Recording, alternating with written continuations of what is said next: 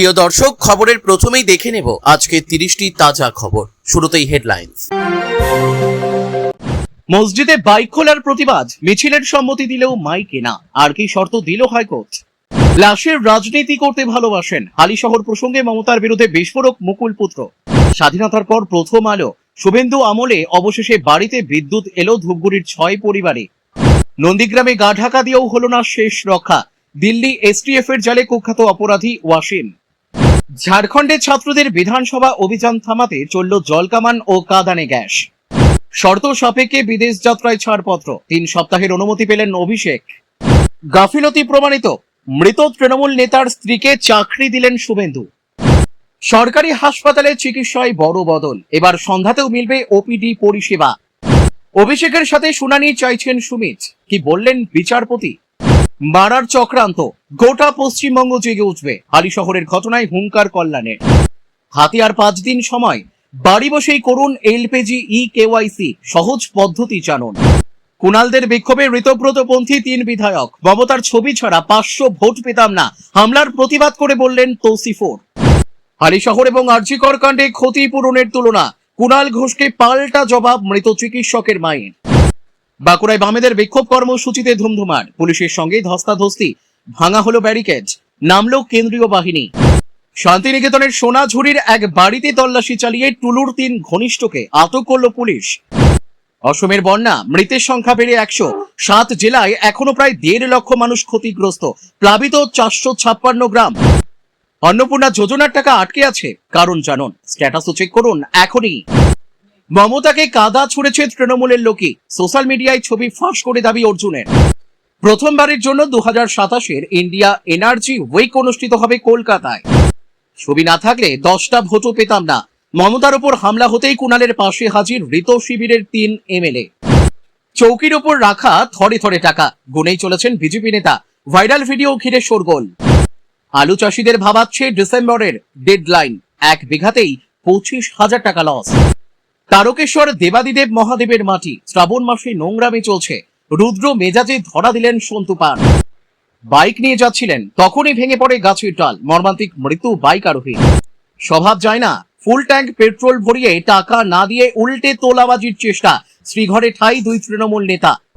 প্রিয় দর্শক, এতক্ষণ শুনলেন সংবাদ শিরোনাম, এবার আসছি এক এক করে বিস্তারিত খবর নিয়ে।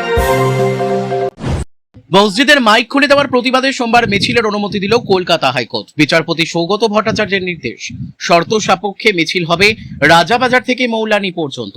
750 লোক নিয়ে মিছিলের অনুমতি দেওয়া হয়েছে। বেলা 11:30 থেকে মিছিল শুরু করে 1 ঘন্টার মধ্যে শেষ করতে হবে।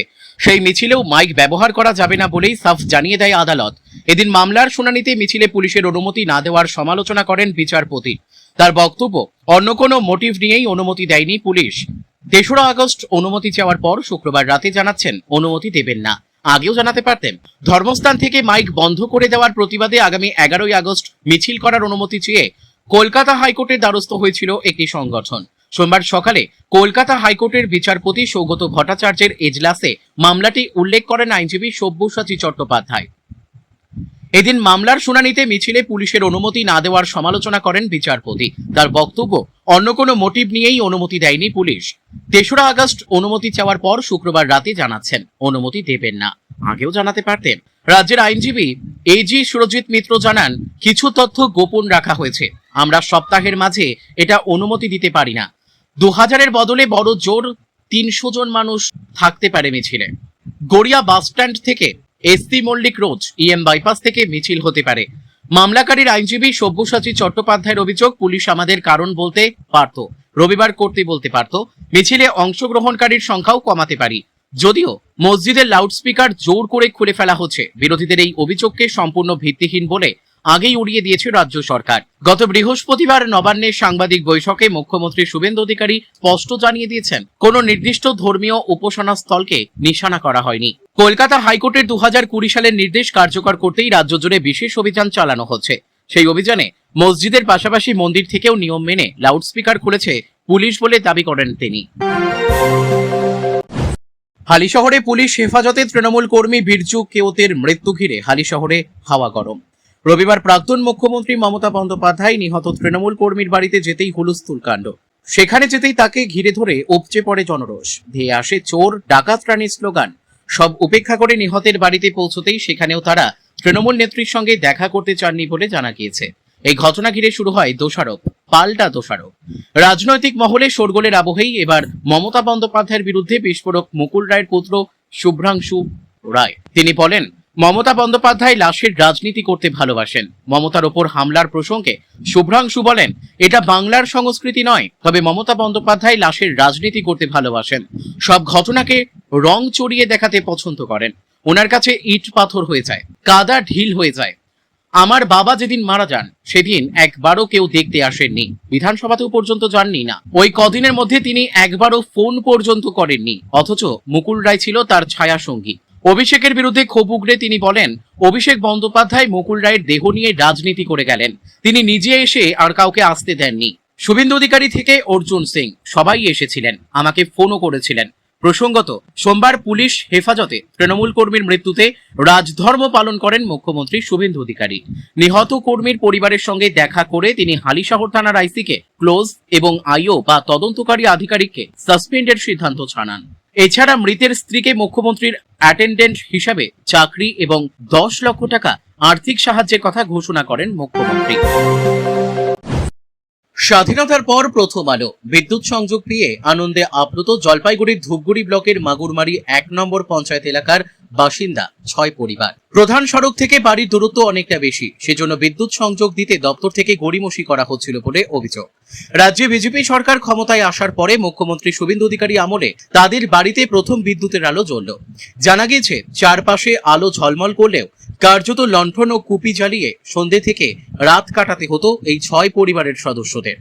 এক পরিবারের সদস্য অনিমা রায় বলেন, বাচ্চারা লণ্ঠনের আলোয় লেখাপড়া করত। বহুবার এই নিয়ে আবেদন নিবেদন করেছেন, কিন্তু কোনো কর্ণপাত করেনি। আর এক পরিবারের সদস্য সুমিত্রা রায় বলেন, বিগত সরকারের সময়ে একাধিকবার পঞ্চায়েত সদস্য থেকে নিয়ে বিদ্যুৎ দপ্তর সর্বত্র ছোটাছুটি করেছেন, কিন্তু কোনো কাজ হয়নি। পরিবারের বয়স্ক সদস্যদের বক্তব্য, এই জীবনে ঘরে আলো দেখতে পাবো এই আশাই ছেড়ে দিয়েছিলাম, অবশেষে আলো এলো, এই আনন্দ ব্যক্ত করার ভাষা নেই। স্থানীয় সূত্রে জানা গিয়েছে, এই 6টি পরিবারে বিদ্যুৎ পৌঁছে দেওয়ার ক্ষেত্রে গুরুত্বপূর্ণ ভূমিকা পালন করেছেন এলাকার বিজেপির বুথ সভাপতি লিটন ঘোষ। তার দাবি, গত প্রায় 6 বছর ধরে তিনি বিষয়টি নিয়ে চেষ্টা চালিয়ে আসছিলেন, অবশেষে সেই প্রচেষ্টা সফল হয়েছে। বিদ্যুৎ সংযোগ পৌঁছানোর ফলে এখন থেকে 6টি পরিবারের ছাত্রছাত্রীদের পড়াশোনাতেও সুবিধা হবে।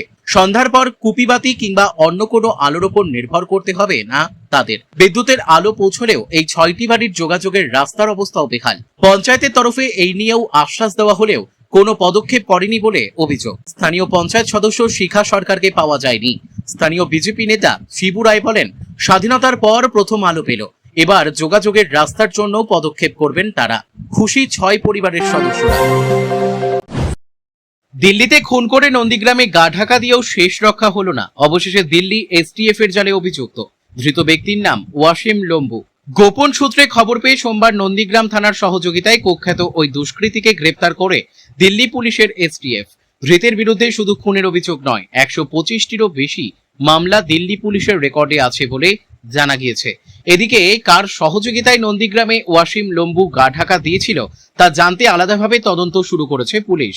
ডাকাতি, ছিনতাই, ধর্ষণ, চুরি, পুলিশের ওপর হামলা সহ একাধিক গুরুতর অভিযোগ রয়েছে। ফলে ওয়াসিমের গ্রেপ্তারি দিল্লি পুলিশের কাছে বড়সড় সাফল্য বলেই মনে করা হচ্ছে। পুলিশ সূত্রে জানা গিয়েছে, বিহারের দারভাঙ্গার বাসিন্দা ওয়াসিম, তবে গত কয়েক মাস ধরে দিল্লির জাহাঙ্গীরপুরি এলাকায় থাকছিলেন তিনি। সেখানেই খুনের পাশাপাশি একের পর এক অপরাধ জগতের সঙ্গে ওয়াসিমের নাম জড়ায়। এরপর থেকেই বেপাত্তা ছিলেন। সম্প্রতি দিল্লি পুলিশের এসটিএফ এর আধিকারিকরা জানতে পারেন নন্দীগ্রামে ওয়াসিম গা ঢাকা দিয়ে রয়েছেন। এরপরই নন্দীগ্রাম থানার সঙ্গে যোগাযোগ করেন তদন্তকারী আধিকারিকেরা। সূত্রের খবর, নন্দীগ্রাম থানার পুলিশের সহযোগিতায় কেন্দামারি গ্রাম পঞ্চায়েত এলাকার চৌরঙ্গি বাজার সংলগ্ন এলাকা থেকে গ্রেপ্তার করা হয় ওয়াসিমকে। পুলিশ সূত্রে জানা গিয়েছে, ওয়াসিমের বিরুদ্ধে দিল্লিতে 125টিরও বেশি ফৌজদারি মামলা রয়েছে। পুরনো দিল্লি পুলিশি রেকর্ডেও ওয়াসিম আকরাম ওরফে লম্বুর বিরুদ্ধে 125টিরও বেশি মামলার কথা উল্লেখ রয়েছে, যার মধ্যে খুন, ডাকাতি, ছিনতাই, ধর্ষণ, চুরি, পুলিশের ওপর হামলা সহ একাধিক গুরুতর অভিযোগ রয়েছে। ফলে ওয়াসিমের গ্রেপ্তারি দিল্লি পুলিশের কাছে বড়সড় সাফল্য বলেই মনে করা হচ্ছে।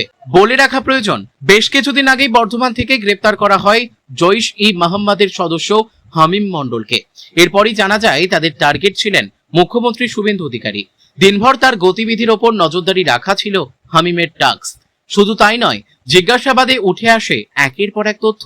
এর মধ্যেই নন্দীগ্রামের মতো হাই ভোল্টেজ এলাকা থেকে দিল্লির কুখ্যাত এক অপরাধীর গ্রেপ্তার ঘিরে তীব্র চাঞ্চল্য তৈরি হয়েছে।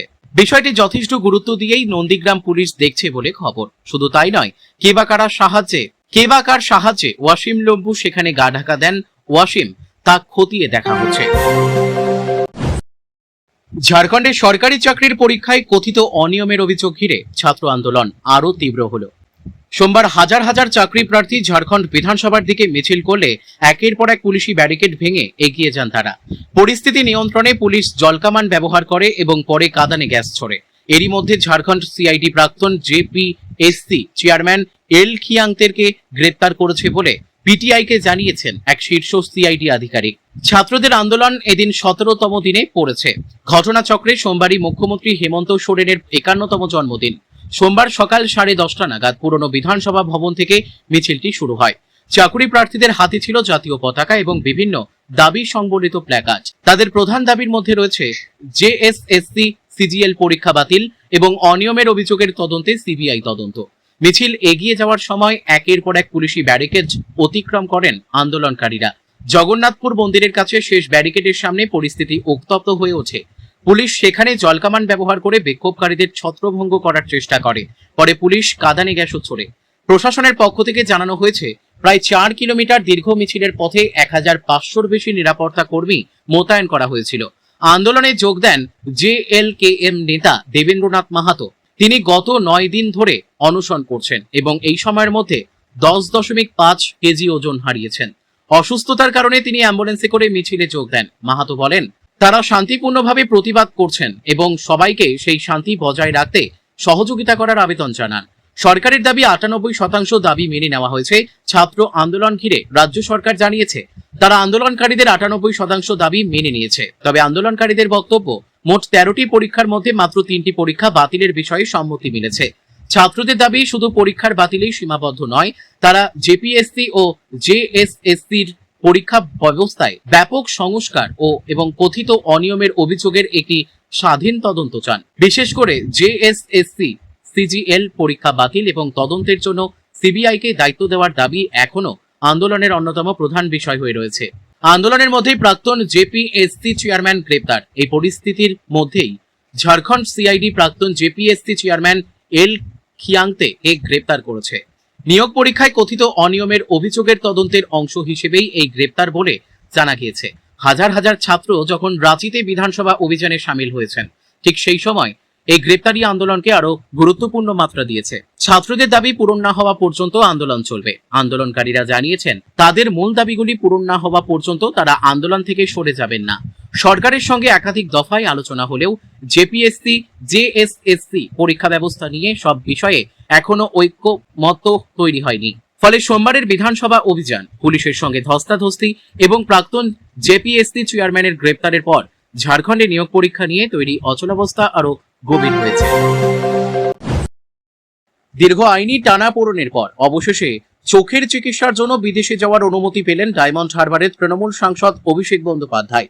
কলকাতা হাইকোর্টের নির্দেশ খারিজ করে সোমবার শর্ত সাপেক্ষে তাকে 3 সপ্তাহের জন্য আমেরিকা যাওয়ার অনুমতি দিল সুপ্রিম কোর্ট। শীর্ষ আদালত স্পষ্ট জানিয়েছে, আগামী 3 সপ্তাহ অভিষেকের বিদেশ যাত্রায় কোনো রকম বাধা বা প্রতিবন্ধকতা তৈরি করা যাবে না।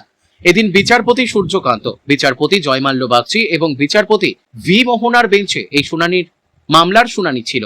শুনানিতে বিচারপতি বাগচি পর্যবেক্ষণ করেন, শুধুমাত্র কারো বিরুদ্ধে মামলা বিচারাধীন রয়েছে বলে তাকে বিদেশে চিকিৎসা করাতে বাধা দেওয়া যায় না। একজন ব্যক্তির বিদেশে গিয়ে নিজের পছন্দ মতো চিকিৎসা করানোর সম্পূর্ণ অধিকার রয়েছে। তবে অভিষেকের এই বিদেশ যাত্রার ক্ষেত্রে বেশ কিছু শর্ত আরোপ করেছে শীর্ষ আদালত। নির্দেশে বলা হয়েছে, বিদেশ সফরের সম্পূর্ণ সূচি আদালতকে আগে থেকে জানাতে হবে অভিষেককে। আমেরিকায় তিনি কোথায় থাকবেন, কোন হাসপাতালে চিকিৎসা করাবেন বা পরামর্শ নেবেন, সংশ্লিষ্ট চিকিৎসকের খুঁটিনাটি তথ্য, যাতায়াতের বিমানের বিস্তারিত বিবরণ এবং কবে দেশে ফিরবেন, এই সমস্ত তথ্য আদালতে জমা দিতে হবে। একই সঙ্গে জমা রাখতে হবে তার ডিপ্লোম্যাটিক পাসপোর্টও। প্রসঙ্গত, চোখের চিকিৎসার ধারাবাহিকতা বজায় রাখতে আমেরিকা যাওয়ার আর্জি জানিয়ে এর আগে কলকাতা হাইকোর্টের দ্বারস্থ হয়েছিলেন তৃণমূল সাংসদ। কিন্তু বিধানসভা ভোটের ফল প্রকাশের পর থেকে তার বিরুদ্ধে দায়ের হওয়া 16টি এফআইআর এর কারণ দর্শিয়ে সেই আবেদন খারিজ করে দেয় আদালত। হাইকোর্ট আশঙ্কা প্রকাশ করেছিল তিনি বিদেশে গেলে ওই মামলাগুলির তদন্ত ও বিচার প্রক্রিয়া ব্যাহত হতে পারে। পাশাপাশি বিচারপতি সৌগত ভট্টাচার্য প্রশ্ন তুলেছিলেন, এসএসকেএম হাসপাতাল যদি লিখে দেয় যে এই চিকিৎসা এদেশে সম্ভব নয়, তবেই বিদেশ যাওয়ার অনুমতি মিলবে। হাইকোর্টের এই নির্দেশকে চ্যালেঞ্জ করেই গত শুক্রবার সুপ্রিম কোর্টের দ্বারস্থ হয়েছিলেন অভিষেক। সোমবার শীর্ষ আদালতের রায়ে স্বস্তি পেলেন তিনি। পুলিশি হেফাজতে তৃণমূল কর্মীর মৃত্যুর ঘটনায় এবার কড়া পদক্ষেপ করল রাজ্য সরকার। রবিবার প্রাক্তন মুখ্যমন্ত্রী মমতা বন্দ্যোপাধ্যায়কে ঘিরে বিক্ষোভ এবং চোর স্লোগানের পর সোমবার সকালে হালি শহরে নিহত ওই কর্মীর বাড়িতে পৌঁছে গেলেন খোদ মুখ্যমন্ত্রী তথা পুলিশ মন্ত্রী শুভেন্দু অধিকারী। নিহতের স্ত্রী, যিনি পেশায় তৃণমূলের একজন কাউন্সিলর, তাকে নিজের অ্যাটেন্ডেন্ট হিসেবে সরকারি চাকরি এবং 10 লক্ষ টাকার আর্থিক সাহায্য তুলে দিলেন মুখ্যমন্ত্রী। পাশাপাশি নিহতের 2 নাবালক সন্তানের পড়াশোনার দায়িত্বও নিয়েছে রাজ্য। গাফিলতির অভিযোগে এদিনই তদন্তকারী অফিসার অর্থাৎ আইও কে সাসপেন্ড করার পাশাপাশি ঘটনার ম্যাজিস্ট্রেট পর্যায়ের তদন্তের ম্যাজিস্ট্রিয়াল ইনকোয়ারির নির্দেশ দিয়েছেন মুখ্যমন্ত্রী। রবিবার নিহতের পরিবারের সঙ্গে দেখা করতে গিয়ে প্রবল বিক্ষোভের মুখে পড়েছিলেন মমতা বন্দ্যোপাধ্যায়। পরিবারের কেউই তার সঙ্গে দেখা করেননি, অথচ এদিন মুখ্যমন্ত্রী শুভেন্দুর সঙ্গে কথা বলেন নিহতের পরিজনরা। পরিবারের এই ভূমিকায় কার্যত আপ্লুত মুখ্যমন্ত্রী। তিনি বলেন, মারা যাওয়া ছেলেটির পরিবার একটি কাগজ দিয়েছে, পরিবারকে কৃতজ্ঞতা জানিয়েছে, কারণ তারা এই মৃত্যুকে নিয়ে কাউকে কোনো রাজনৈতিক স্লোগান দেননি। মমতা বন্দ্যোপাধ্যায় আসার পর বাড়ির লোক দেখা করেননি। মৃতের দাদা বলেছিলেন তারা বিচার চান, আর সেই বিচার রাজ্য পুলিশ ও প্রশাসনই দিতে পারবে। পুলিশের ওপর আস্থা রাখায় পরিবারের প্রতি কৃতজ্ঞতা প্রকাশ করেন পুলিশ মন্ত্রী। বিরোধীদের নিশানা করে এদিন প্রাক্তন 2 মুখ্যমন্ত্রী বুদ্ধদেব ভট্টাচার্য এবং মমতা বন্দ্যোপাধ্যায়কেও কাঠগড়ায় তোলেন শুভেন্দু। তিনি বলেন, প্রয়াত বুদ্ধবাবু বা মমতার সময়ে এমন একটা উদাহরণও দেখাতে পারবেন না যেখানে রাজ্যের প্রশাসনিক প্রধান ডিজিপিকে সঙ্গে নিয়ে রাজনৈতিক দিক থেকে ভিন্ন মত পোষণ করা কোনো ব্যক্তির বাড়িতে গিয়েছেন। এই পরিবারের সকলেই তৃণমূল করেন। নিহতের স্ত্রী তৃণমূলের কাউন্সিলর, তা সত্ত্বেও আমরা তাদের পাশে দাঁড়িয়েছি। পুলিশি হেফাজতে মৃত্যুর ঘটনা যে দিনের আলোর মতো সত্যি, তাও অকপটে স্বীকার করে নেন মুখ্যমন্ত্রী। তিনি জানান, ঠিক কতটা শারীরিক অত্যাচার হয়েছে তা 3 জন চিকিৎসকের উপস্থিতিতে হওয়া ময়না তদন্তের রিপোর্ট এলেই স্পষ্ট হবে। তবে ঘটনার গুরুত্ব বুঝেই ম্যাজিস্ট্রেট পর্যায়ের তদন্তের নির্দেশ দেওয়া হয়েছে এবং আইওকে সাসপেন্ড করা হয়েছে। নিহতের স্ত্রীর চাকরির বিষয়ে স্বরাষ্ট্রমন্ত্রী শুভেন্দু জানান, বছরে তিনি 3 জন অ্যাটেন্ডেন্ট পান, সেখানেই নিহতের স্ত্রীকে নিয়োগ করা হয়েছে। প্রথম 12 মাস তিনি 15,000 টাকা করে বেতন পাবেন এবং 1 বছর পর গ্রুপ ডি পদে তা স্থায়ী হবে। মানুষের জীবনের দাম যে কখনোই অর্থ দিয়ে পূরণ হয় না, সে কথা মেনে নিয়েও মুখ্যমন্ত্রী ত্রাণ তহবিল থেকে 10 লক্ষ টাকার চেক নিহতের স্ত্রীর হাতে তুলে দেন তিনি। অন্নপূর্ণা যোজনায় টাকা না পাওয়া মহিলাদের জন্য বড় স্বস্তির খবর। আবেদন করার পরেও যাদের অ্যাকাউন্টে 3,000 টাকা পৌঁছয়নি, তারা এবার নিজেদের আবেদনের বর্তমান অবস্থা যাচাই করতে পারবেন। আবেদন বাতিল হয়ে থাকলে তার কারণ জানার পাশাপাশি ভুল সংশোধনের সুযোগও রয়েছে। চলতি বছরের জুনে রাজ্যের মহিলাদের আর্থিক সহায়তার উদ্দেশ্যে অন্নপূর্ণা যোজনা চালু করে শুভেন্দু সরকার। আগের সরকারের লক্ষ্মীর ভাণ্ডারের পরিবর্তে নতুন এই প্রকল্পের মাধ্যমে যোগ্য উপভোক্তাদের প্রতি মাসে 3,000 টাকা দেওয়ার পরিকল্পনা নেওয়া হয়েছে। কিন্তু আবেদনকারীদের একাংশের ফর্মে ভুল তথ্য, প্রয়োজনীয় নথির ঘাটতি কিংবা অন্যান্য অসঙ্গতি থাকায় তাদের টাকা এখনো মেলেনি। এই পরিস্থিতিতে প্রথমেই অনলাইনে নিজের আবেদনের বর্তমান অবস্থা দেখে নেওয়া প্রয়োজন। সোশ্যাল রেজিস্ট্রি পোর্টালে গিয়ে আবেদনকারীর নথিভুক্ত মোবাইল নম্বর দিয়ে প্রবেশ করতে হবে। মোবাইলে আসা ওটিপি দিয়ে লগইন করার পর অ্যাপ্লিকেশন আইডি ব্যবহার করে আবেদনের অগ্রগতি জানা যাবে। ফলে আবেদনটি কোন পর্যায়ে রয়েছে বা কেন আটকে আছে তার প্রাথমিক ধারণা মিলবে। কিছুদিন আগে পোর্টাল সংক্রান্ত সমস্যায় সাময়িকভাবে এই পরিষেবা ব্যাহত হয়েছিল। পরে 24 ঘন্টার মধ্যেই নতুন পোর্টাল চালু করে পরিষেবা ফের স্বাভাবিক করা হয়। আগে যারা আবেদন করেছেন তারা https:/socialsecurity.wb.gov.in/office.login এই ওয়েবসাইটে ঢুকে নিজেদের আবেদন সংক্রান্ত তথ্য দেখতে পারবেন। আপাতত সেখানে নতুন করে অনলাইন আবেদন জমা দেওয়ার ব্যবস্থা নেই। তবে অন্নপূর্ণা যোজনার ফর্ম পাওয়া যাচ্ছে। নতুন করে আবেদন করতে চাইলে স্থানীয় জনপ্রতিনিধি, পঞ্চায়েত, বিডিও অফিস অথবা পুরসভার সঙ্গে যোগাযোগ করা যেতে পারে। আবেদনের স্ট্যাটাসে অনুমোদিত বা অ্যাকসেপ্টেড থাকলে আবেদন মঞ্জুর হয়েছে বলে ধরে নেওয়া যায় এবং পরবর্তী সময়ে অর্থ পাওয়ার সম্ভাবনা থাকে। বিডিও অফিসে বিচারাধীন দেখালে নথি যাচাইয়ের কাজ এখনো চলছে, তাই 15 থেকে 30 দিন পরে ফের স্ট্যাটাস দেখার পরামর্শ দেওয়া হয়েছে। পেমেন্ট পেন্ডিং লেখা থাকলে আবেদন বৈধ হলেও টাকা ছাড়ার প্রক্রিয়া এখনো শেষ হয়নি। অন্যদিকে ব্যাংক অ্যাকাউন্ট অবৈধ দেখালে আধার ও ব্যাংকের তথ্যের মধ্যে অসামঞ্জস্য থাকার সম্ভাবনা রয়েছে। এই সমস্যা মেটাতে ব্যাংক পাসবুকের প্রতিলিপি বিডিও অফিসে জমা দিতে হবে। আবেদন বাতিল হলেও যদি উপভোক্তার মনে হয় সিদ্ধান্তটি ভুল, তাহলে প্রয়োজনীয় নথি নিয়ে সংশ্লিষ্ট বিডিও অফিসে যোগাযোগ করা যাবে। নথি পরীক্ষা করে প্রশাসন প্রয়োজন মনে করলে আবেদনটি পুনরায় বিবেচনা করতে পারে। জানা গেছে, চলতি মাসে এই প্রকল্প নিয়ে বিভিন্ন এলাকায় শিবির ও বৈঠকের মাধ্যমে আবেদন সংক্রান্ত সমস্যা সমাধানের চেষ্টা হবে। আবেদন মঞ্জুর হওয়ার পরও মাসের শেষে টাকা না এলে সরকারি হেল্পলাইনে অভিযোগ জানানো যাবে। অন্নপূর্ণা যোজনার টাকা নিয়ে সমস্যায় পড়া আবেদনকারীদের জন্য অনলাইন যাচাই থেকে শুরু করে সংশোধন ও অভিযোগ জানানোর একাধিক পথ খোলা রাখা